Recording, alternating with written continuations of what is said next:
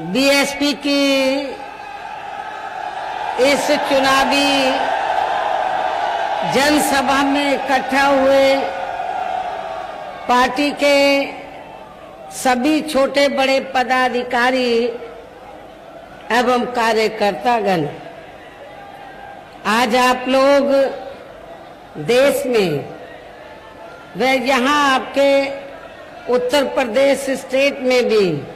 लोकसभा के लिए हो रहे आम चुनाव में अपनी पार्टी के उम्मीदवारों के समर्थन में मुझे सुनने के लिए यहाँ इकट्ठा हुए हैं, तो इसके लिए मैं आप सभी लोगों का हार्दिक दिल से आभार प्रकट करती हूँ। वैसे आप लोगों को ये मालूम है कि हमारी पार्टी कांग्रेस, बीजेपी व अन्य किसी भी विरोधी पार्टी तथा गठबंधन आदि के साथ मिलकर नहीं, बल्कि अकेले ही अपनी पार्टी के बलबूते पर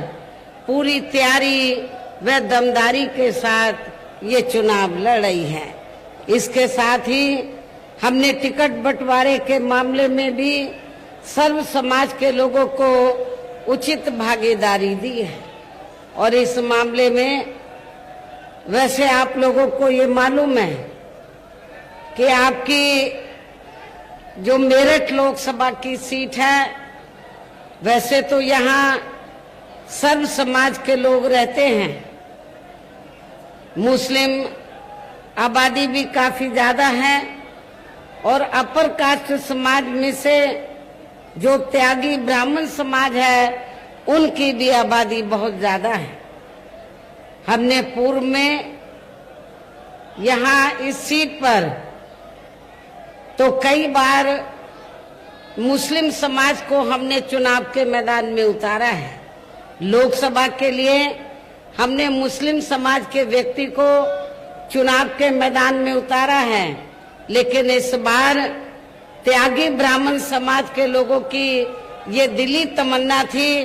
कि बहुजन समाज पार्टी इस बार किसी त्यागी या ब्राह्मण समाज के व्यक्ति को मौका दे, चुनाव लड़ने का मौका दे।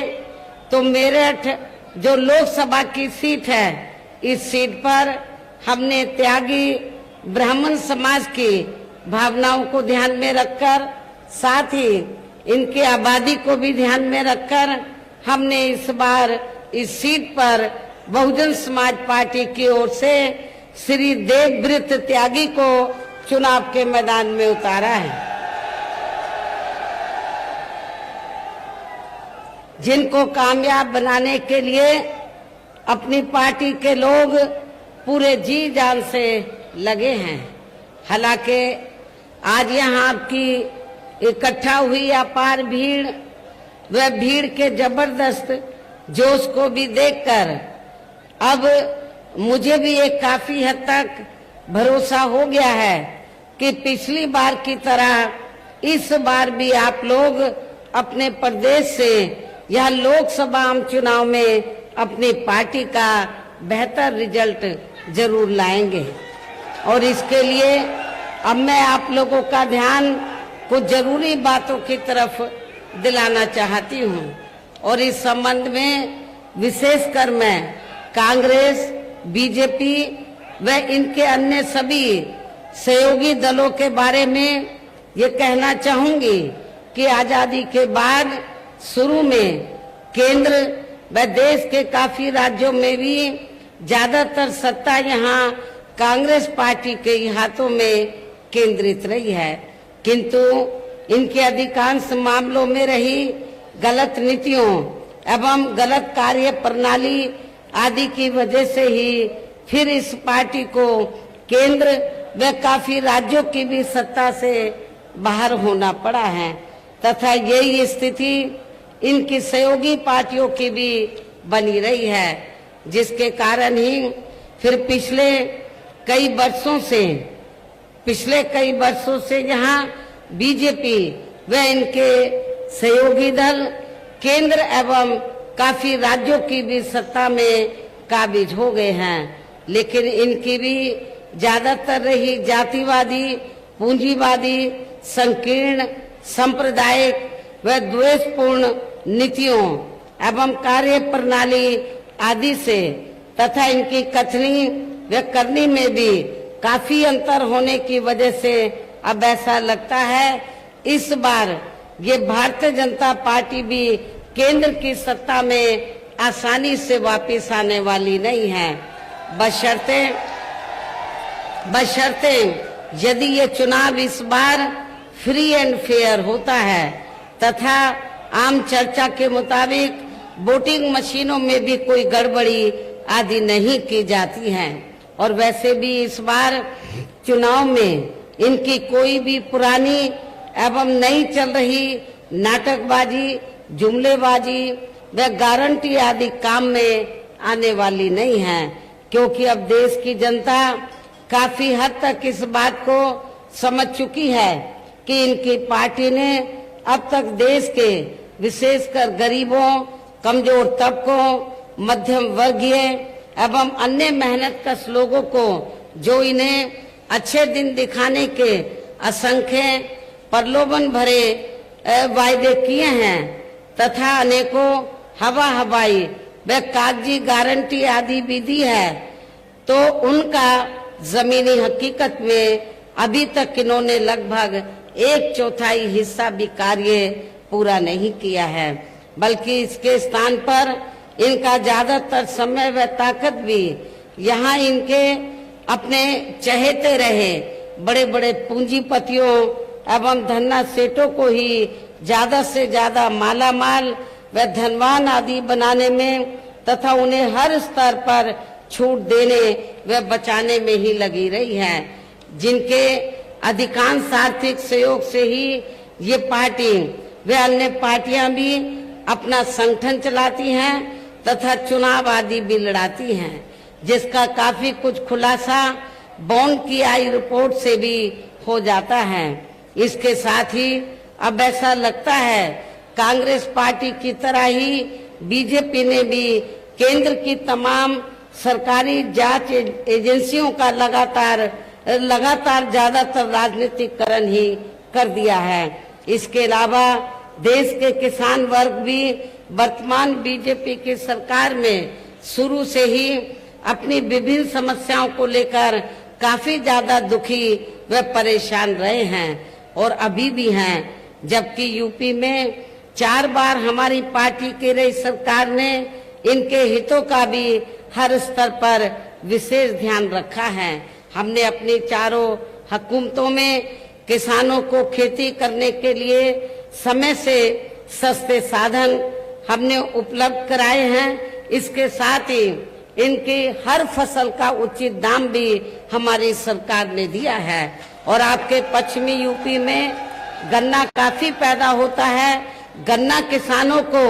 हमने पूर्व की रही सरकारों और वर्तमान सरकार की तुलना में हमने काफी बढ़ा चढ़ा के दाम गन्ना किसानों को दिया है। इतना ही नहीं बल्कि केंद्र में पूर्व की रही कांग्रेसी सरकार की तरह ही वर्तमान भाजपा सरकार में भी इनकी जातिवादी, हीन, सांप्रदायिक एवं पूंजीवादी सोच व नीतियों के चलते ही पूरे देश में सर्व समाज में से खासकर गरीबों, दलितों, आदिवासियों, पिछड़े वर्गों, मुस्लिम एवं अन्य धार्मिक अल्पसंख्यक समाज के लोगों का भी पूर्ण रूप से विकास व उत्थान आदि नहीं हो सका है। और इस संदर्भ में वैसे आप लोगों को ये मालूम है कि पूरे देश में यहाँ दलितों, आदिवासियों एवं अन्य पिछड़े वर्गों का सरकारी नौकरियों में वर्षों से अधूरा पड़ा आरक्षण का कोटा भी अभी तक भी पूरा नहीं भरा गया है। विशेषकर एससी व एसटी वर्गों के सरकारी कर्मचारियों का पदोन्नति में आरक्षण भी अब काफी हद तक प्रभावहीन ही बना दिया गया है। और मैं एससी एसटी वर्गों के कर्मचारियों को यहाँ ये भी बताना चाहती हूँ कि जब यूपी में समाजवादी पार्टी के नेतृत्व में सरकार थी, तो इस सरकार ने SC/ST वर्गों के सरकारी कर्मचारियों का पदोन्नति में आरक्षण बिल्कुल ही खत्म कर दिया था। क्या SC/ST के कर्मचारी वर्ग या इस वर्ग के जो लोग हैं, क्या ऐसी पार्टी को एक भी वोट देकर अपना खराब करेंगे? जो पार्टी आपके आरक्षण को खत्म करने के लिए पूरे जी जान से लगी हुई है और वो सपा नहीं चाहती है SC/ST वर्गों के लोगों को आरक्षण का पूरा लाभ मिले। और इतना ही नहीं, जब इसके बिल को प्रभावी बनाने के लिए हमने राज्यसभा में संशोधन विधेयक हमारी पार्टी द्वारा सरकार पर काफी दबाव बनाकर जब ये विधेयक आया, तो समाजवादी पार्टी के सांसदों ने इस बिल को ही फाड़ दिया था पार्लियामेंट के अंदर। अब आप खुद बताइए कि ऐसी समाजवादी पार्टी दलितों का, शोषितों का क्या वो भला कर सकती है? और इतना ही नहीं, इन वर्गों में जन्मे संतों, गुरुओं और महापुरुषों के नाम पर जो हमने जिले बनाए, यूनिवर्सिटी बनाई और पार्क आदि बनाए, अनेकों संस्थानों के नाम रखे, वो भी ज्यादातर समाजवादी पार्टी की सरकार ने बदल दिए थे। साथ ही केंद्र व राज्यों में भी विरोधी पार्टियों की रही सरकारों में इन सभी वर्गों को प्राइवेट सेक्टर में आरक्षण दिए जाने की व्यवस्था किए बिना ही इनकी सरकारों के ज्यादातर सरकारी कार्य अब प्राइवेट सेक्टर के जरिए ही इनके बड़े बड़े पूंजीपतियों व धन्ना सेठों आदि को ही दिए जाने के कारण अब इनको पूरे देश में आरक्षण का बहुत कम ही लाभ मिल पा रहा है। इसी प्रकार इनका इन और मामलों में भी शोषण व उत्पीड़न आदि होना अभी तक भी बंद नहीं हुआ है। इसके साथ साथ मुस्लिम व अन्य धार्मिक अल्पसंख्यक समाज के लोगों की भी हालत हर स्तर पर काफी ज्यादा खराब व दयनीय ही बनी हुई है, जिसका काफी कुछ खुलासा सच्चर कमेटी की रिपोर्ट में भी किया गया है। इतना ही नहीं, बल्कि पिछले कुछ वर्षों से केंद्र व अधिकांश राज्यों में भी बीजेपी व RSS की सरकारों के चलते हुए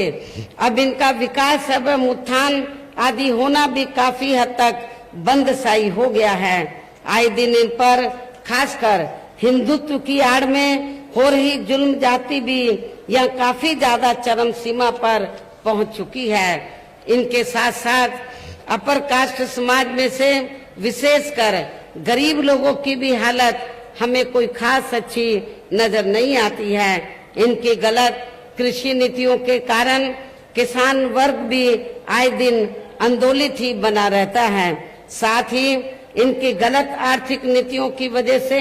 देश की अर्थव्यवस्था पर भी इसका काफी बुरा प्रभाव पड़ा है, जिससे यहाँ विशेषकर छोटे एवं मध्यम वर्गीय व्यापारी वर्ग भी काफी ज्यादा दुखी व परेशान हैं। और अब केंद्र में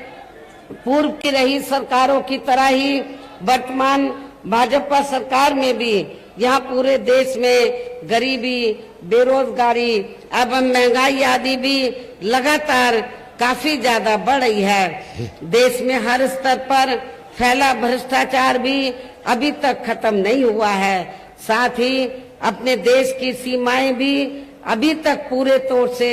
सुरक्षित नहीं हैं। ये भी बड़ी चिंता की बात है। ऐसे में अब आप लोगों को देश में हो रहे लोकसभा चुनाव में कांग्रेस, बीजेपी व इनकी सहयोगी पार्टियों को भी केंद्र की सत्ता में आने से जरूर रोकना है। जिनकी गलत नीतियों व गलत कार्य प्रणाली आदि को आप लोग काफी हद तक आजमा भी चुके हैं। ऐसी स्थिति में अब ये विरोधी पार्टियां इस चुनाव में भी किस्म किस्म के साम, दाम, दंड भेद आदि अनेकों हथकंडे इस्तेमाल करके केंद्र की सत्ता में आने की पूरी कोशिश में लगी हैं, जिनसे अपनी पार्टी के लोगों को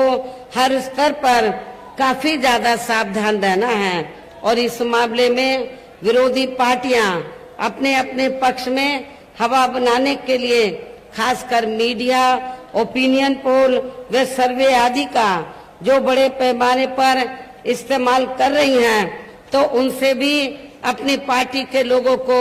बिल्कुल भी गुमराह नहीं होना है। इसके साथ ही विरोधी पार्टियों के विभिन्न रूपों में जारी किए गए इनके हवाई व प्रलोभन भरे चुनावी घोषणा पत्रों एवं वायदों आदि के बहकावे में भी अपनी पार्टी के लोगों को कतई भी नहीं आना है, जिन्हें ये पार्टियां चुनाव खत्म होने के बाद ज्यादातर अमल में नहीं लाती हैं और अब जिन पर से देश की जनता का अधिकांश विश्वास ही उठ गया है। यही खास वजह है कि हमारी पार्टी किसी भी चुनाव में अपनी पार्टी का कोई भी चुनावी घोषणा पत्र आदि जारी नहीं करती है। वैसे भी हमारी पार्टी किसी भी मामले में कहने में बहुत कम बल्कि कार्य करके दिखाने में ही ज्यादा विश्वास रखती है और इस बात का सबसे बड़ा सबूत ये है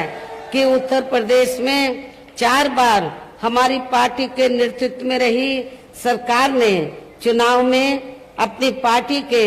बिना कोई जारी किए गए चुनावी घोषणा पत्र के ही प्रदेश व आम जनहित में काफी कुछ ऐतिहासिक कार्य करके दिखाए हैं। जबकि इस मामले में हमारी पार्टी का ये कहना है, यदि इन पार्टियों के स्थान पर केंद्र में हमें अपनी पार्टी की सरकार बनाने का मौका मिलता है, तो तब फिर हमारी पार्टी की बनी सरकार केंद्र में यहाँ अब तक रही सभी विरोधी पार्टियों की सरकारों की तरह केवल यहाँ हवाई व कागजी कार्य आदि नहीं करेगी, बल्कि उत्तर प्रदेश की तरह ही जमीनी हकीकत में ठोस कार्य करके दिखाएगी। और इस संदर्भ में खासकर मैं ये कहना चाहूंगी, केंद्र द्वारा देश में पिछले कुछ समय से अति गरीब परिवारों को अस्थायी तौर पर फ्री में जो थोड़ी सी खाद्य सामग्री दी जा रही है, तो उससे इनका स्थायी तौर पर भला होने वाला नहीं है। और वैसे भी इनकी ये जटिल समस्या देश में हर हाथ को काम देने से ही केवल दूर हो सकती है, जिसकी तरफ हमारी पार्टी की बनी सरकार विशेष ध्यान देगी। साथ ही देश में पिछले काफी वर्षों से आए दिन बढ़ रही गरीबी, बेरोजगारी व महंगाई आदि से भी जनता बहुत ज्यादा दुखी व परेशान है, जिसे भी आर्थिक नीतियों में तब्दीली करके फिर जरूर दूर किया जाएगा। हिंदुत्व की भी आड़ में, धर्म की भी आड़ में पिछले कुछ वर्षों से खासकर मुस्लिम समाज के लोगों का द्वेष की भावना से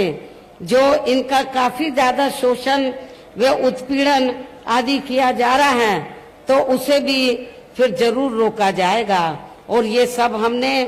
अपनी यूपी की रही सरकार में करके भी दिखाया है। इसके अलावा हमने यूपी में सर्व समाज में से गरीब एवं बेरोजगार लोगों को बेरोजगारी भत्ता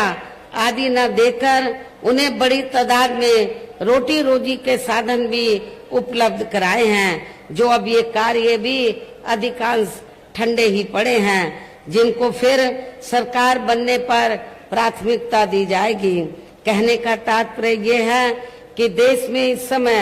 हो रहे लोकसभा आम चुनाव में विरोधी पार्टियों के जारी किए गए उनके हवाई व प्रलोभन भरे चुनावी घोषणा पत्रों आदि के बहकावे में अब यह खासकर देश के अति गरीबों, मजदूरों, बेरोजगारों एवं अन्य मेहनतकश लोगों को बिल्कुल भी नहीं आना है। और अब इन्हें ऐसी सभी विरोधी पार्टियों को हर हालत में केंद्र की सत्ता में आने से जरूर रोकना है, जिनकी कथनी व करनी में काफी अंतर रहा है तथा जिन्हें ये लोग बरसों से काफी आजमा भी चुके हैं। ऐसे में अब मेरा यही कहना है कि आप लोगों को अपने खुद के व अपने प्रदेश एवं देश के भी हित में अपने वोटों को यहाँ कांग्रेस, बीजेपी व अन्य विरोधी पार्टियों को न देकर केवल यहाँ अपनी एकमात्र हितैषी पार्टी बहुजन समाज पार्टी को ही देना है। जो ये पार्टी उत्तर प्रदेश की तरह ही केंद्र में भी अपनी पार्टी की सरकार बनने पर फिर पूरे देश में यहाँ अपनी पार्टी की सर्वजन हिताय व सर्वजन सुखाय की नीतियों पर आधारित ही सरकार चलाएगी। इसके साथ साथ केंद्र से जुड़ी आपके क्षेत्र की जो भी यहाँ स्थानीय समस्याएं होंगी तो उन्हें भी फिर दूर करने का हर संभव पूरा प्रयास किया जाएगा। और इस मामले में आप लोगों को ये मालूम है कि आप लोगों की लंबे अरसे से ये मांग रही है कि इलाहाबाद जो हाई कोर्ट की जो बेंच है तो वो आपके मेरठ में भी बननी चाहिए। लेकिन जिस प्रकार